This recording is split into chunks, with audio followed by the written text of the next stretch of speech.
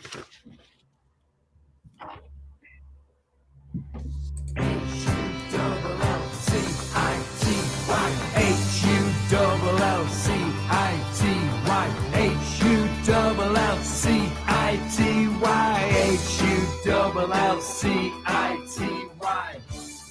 all we need.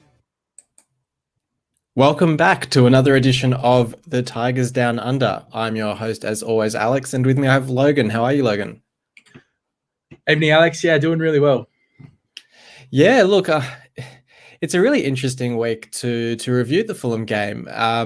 I sort of wrote in the show notes or in the show preview for the episode. It's a really weird result because, in a way, it feels like a positive result in the sense that I feel like it could have been a much worse scoreline given the form that we'd been in and everything like that. But at the same time, 2-0 loss, it's a bit of a difficult one to take all the same. So how did you feel coming out of the Fulham game?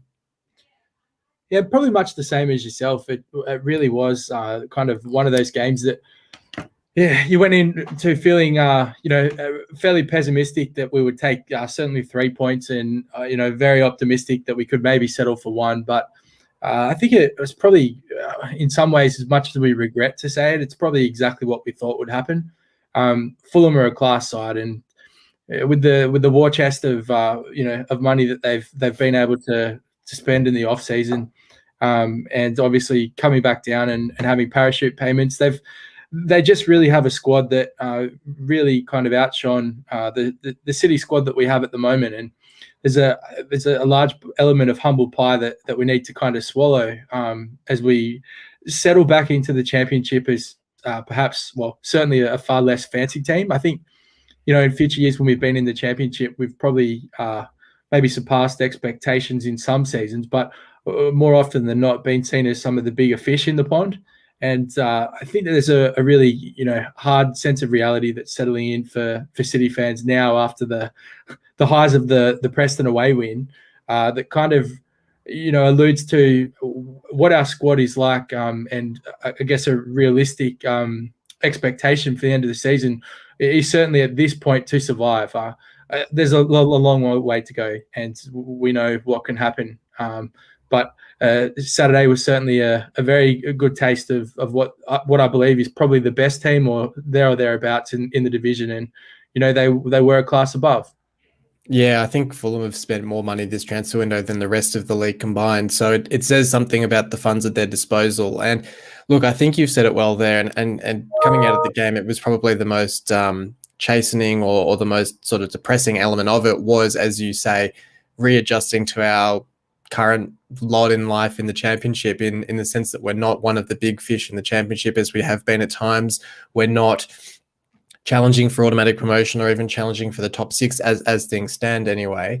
But really it is just to survive. It really is just to get our feet on the ground, up and running, get some experience and some game time into Lewis Potter, Wilkes, Honeyman, players like that, who hopefully in the next couple of seasons, if we can build a solid platform in the Championship, it's then we can show that sort of ambition to challenge at the top end of the division. But it is frustrating all the same to be a club that for so long, for the last decade have spent quite a few years in the Premier League, have spent quite a few years around the top end of the division, to now find ourselves, one of those clubs just hoping to survive in the Championship.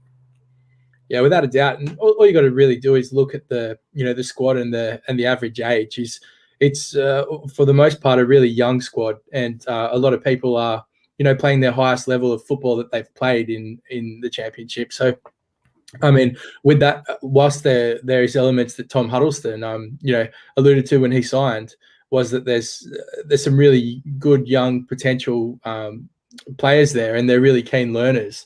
That's exactly what they are. They're learning the ropes, and I think that we are going to have to be patient, and it's going to be a test to get behind this side every week, because I think it will be a roller coaster in the sense that we probably won't be used to the success that certainly we had last year when we became very familiar with winning week in, week out.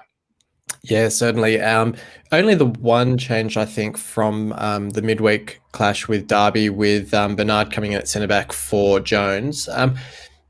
reasonable debut. I think it was a really tough game for him to debut in against one of the form sides in the division, but I thought he put in a serviceable display. I thought he was quite strong. And I thought Doherty was probably the other standout. I mean, we'll probably talk more specific about players when we talk about our MVP votes, but Doherty as well was probably the other standout.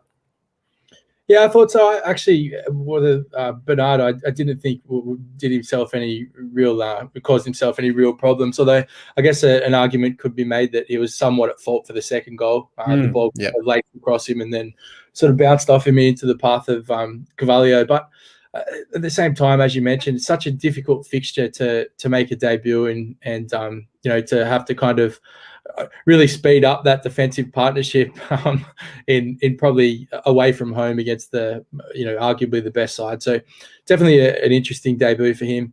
And I guess the other thing for me was you don't like saying it, but I thought Ingram was pretty good as well, considering it ended 2-0 and it was by all means very comfortable for Fulham. I thought he made some fantastic saves and could have been a lot more.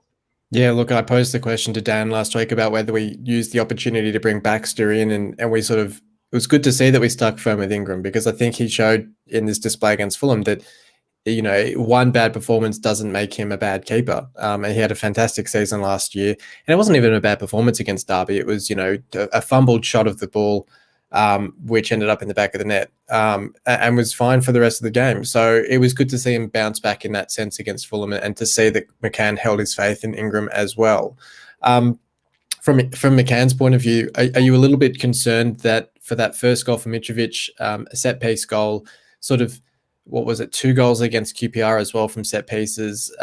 Previous season, the championship as well, we showed a bit of weakness at set pieces. It seemed as if last season we'd turned the corner. We were, we'd worked on a lot of set plays ourselves in training and were able to take advantage of League One sides. Are you concerned at all that we're sort of falling susceptible to set pieces again this season, or not so much? Look, it's round 4. I think if we're going to start, becoming that nitpicky, I think it's going to be a very difficult road. The one thing that I will say is when I saw the first goal that Mitro scored in real time, it certainly looked like Greaves had been taken out, and then when you watch the replay, he kind of just collided with the full attack. Very basketball sort of screen block on Greaves. Yeah, exactly. And so I mean, if we're going to read into it, then yeah, potentially if you add that up with the goals at QPR. Where against QPR, where we really did look out of sorts defensively, I probably wouldn't put this one in the same bracket as that. But as you mentioned, that's 3 set piece goals that we've conceded. So let's hope that we're not talking about the same thing in a couple of weeks' time when we see a trend starting to develop. And then I guess the other one was Josh Magennis being caught offside a couple of times. I think I saw the stat, he's been caught offside 10 times this season already, which is more than half the teams in the division. So it's an interesting stat. I don't read too much into it. I think it's him playing off the shoulder, which is what you want with a striker. You want them sort of, on another day that fine margin falls in his favour and he's through on goal and gets a goal out of it. So it's a hard one to be too critical of, but at the same time, probably something you'd want him to be a bit mindful of.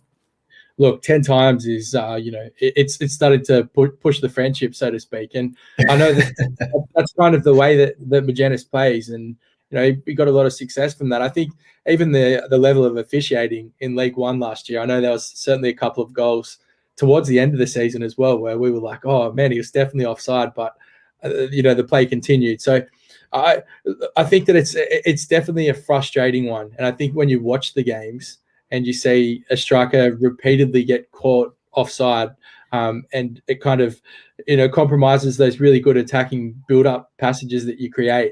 It becomes just as frustrating for the players who I'm sure are providing the service as it is. So hopefully it's something that they can iron out. And again, is not something we're talking about in a few weeks' time. Otherwise, I fancy that Magennis may find himself, I would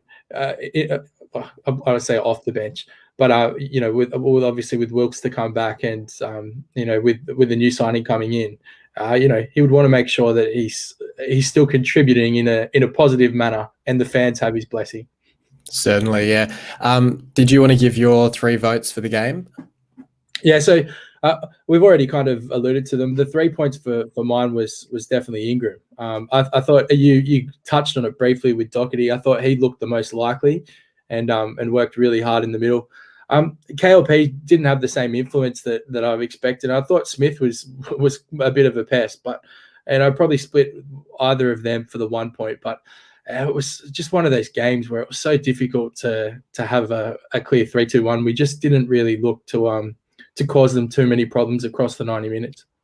Yeah, I definitely agree with you for those. I think for me, I'm just going to give the 3 to Doherty instead of Ingram, but I'll give Ingram the 2 votes all the same. I think for me, Doherty, especially when it was still 0-0, seemed to provide us with the most threat going forward. And unlike in previous weeks where I felt like he was quite shot shy, he did seem to take it on a couple of times in this one, which was good to see. And yeah, look, on another day at 0-0, we can put the ball in the back of the net from one of those opportunities, and it's a different game. So I really liked his endeavour going forward. And then, as you say, Ingram for the 2 votes. I think he put in a terrific display. There was a lot of chances there that Fulham could have made it a much more one-sided scoreline, and he really kept us in it. And then, yeah, I think Smith had a really good game in midfield as well, and he's really proving quite capable in both Moncur and Honeyman's absence. So it's going to be a really interesting conversation when everyone's back and available to see what happens there. And let's also not forget, Alex, that we haven't seen Wilkes, we haven't seen Honeyman yet, who were definitely, if not our 2 most, definitely some of our most influential players last season. So there's still a lot of gelling that is currently taking place and needs to take place before I think even the players feel like there's that, the level of synergy that we hope to see. So it's gloom and gloom. Absolutely, and I think in a way it's been good. Derby game aside, I think it's been quite a fortunate opening set of fixtures where we probably didn't expect to get anything out of Fulham or this forthcoming game against Bournemouth, and that QPR game, QPR being one of the sides that are really tipped to be one of the sides challenging for promotion this season. I think having Honeyman, Wilkes, even Moncur out suspended at the moment, it's not panic stations yet. I think we've got our best football ahead of us, and I think if those players can get back and fit and back in the form that we saw last season, as you say, there's still a lot more to come from us as well. So, it's 4 games into the season. It's a hard game, as we've sort of said already. It's a hard game to review in the sense that, yes, it's our 3rd loss in a row. Yes, it's a 2-0 loss. It's another game without scoring, but it's hard to be too negative on it just because of all the context around it.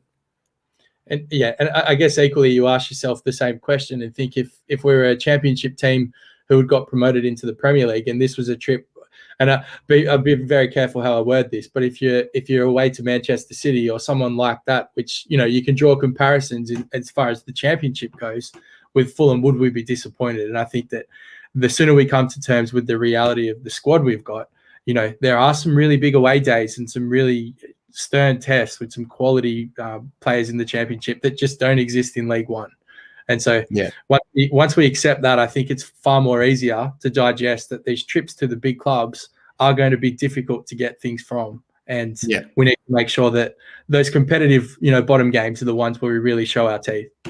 Absolutely. And another player potentially to come into the side is the signing that you alluded to just before, which is Tyler Smith, who's supposedly coming in from Sheffield United. My understanding, my sense of it is, I guess it's either going to be a loan with an option to buy, or it's going to be that he'll be released by Sheffield United to get around the fact that we can't pay a fee. Scored 7 in 23 for Swindon last season in League One. By all accounts, he's sort of quite a different striker to what we have in Magennis and Eves. He's sort of off the shoulder, quite pacey, gets in behind. So, he offers something different. I think we've sort of said previously that, at least personally, my biggest concern is probably down back and probably wanting to get in a more experienced centre back. So I'd have probably rather that we go for that or focus on that rather than another forward option. But in saying that, we haven't scored in the last 3 games. It's probably worth bringing something in just to give us something a bit different up forward as well.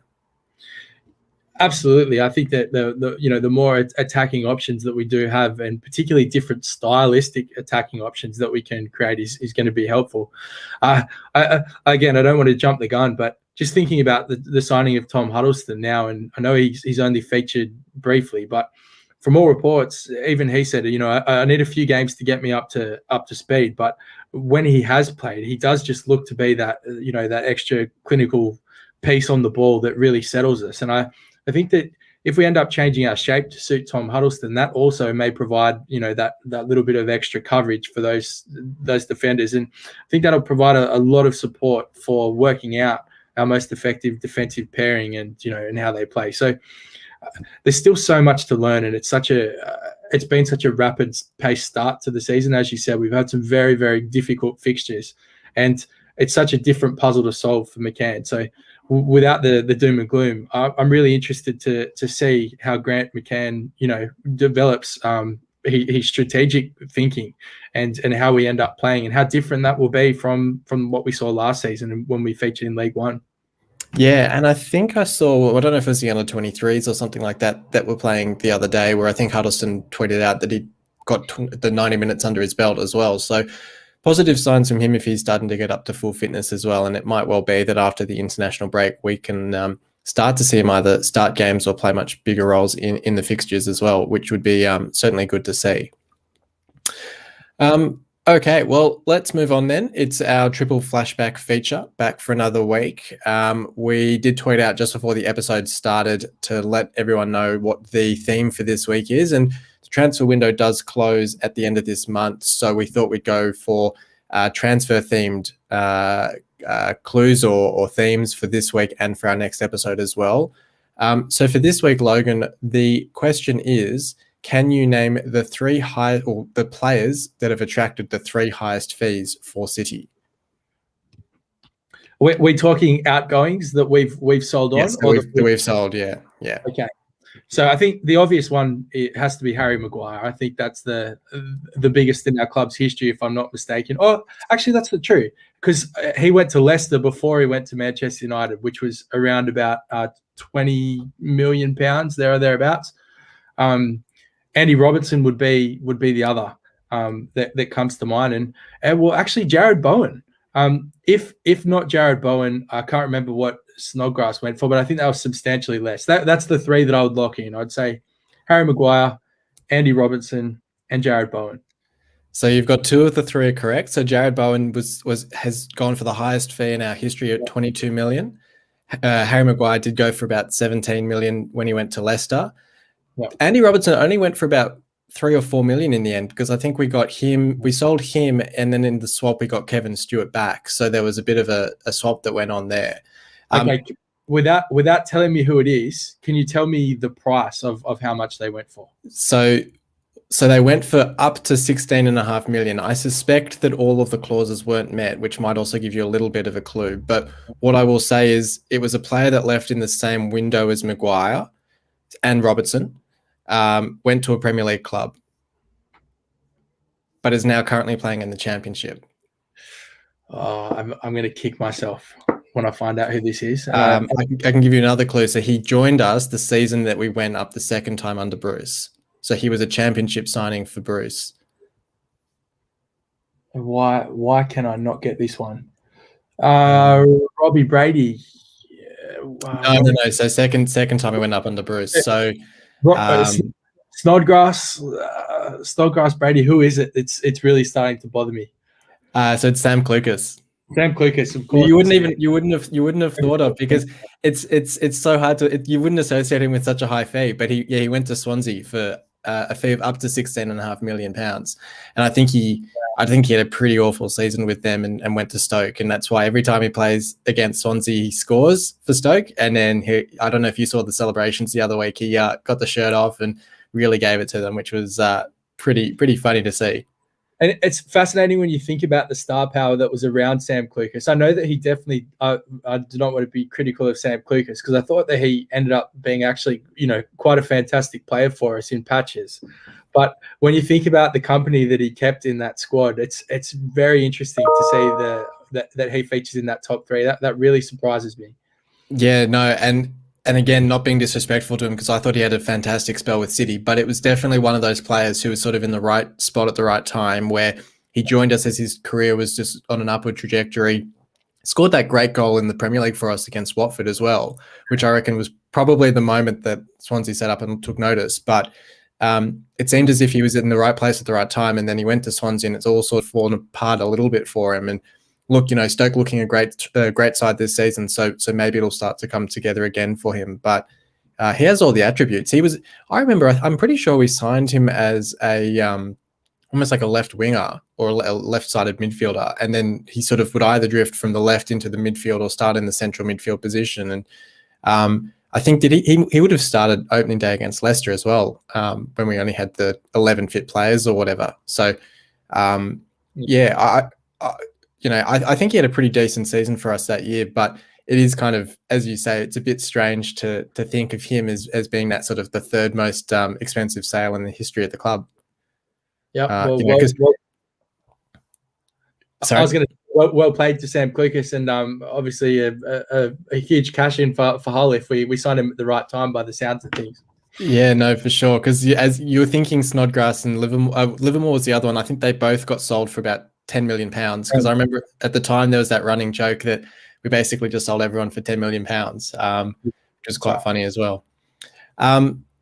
Okay, we'll move on then, and we'll talk about the game coming up against Bournemouth, which, funnily enough, talking about Clucas and that season in the Premier League, that season was the only season that we played games against Bournemouth in the last 15 or 16 years, which is quite remarkable. It's, we got promoted under Steve Bruce, and then they were promoted to the Championship, and then we got relegated, they went up. A lot of sort of sliding doors moments that we've just missed them in the divisions, which is sort of funny how it can work out that way sometimes.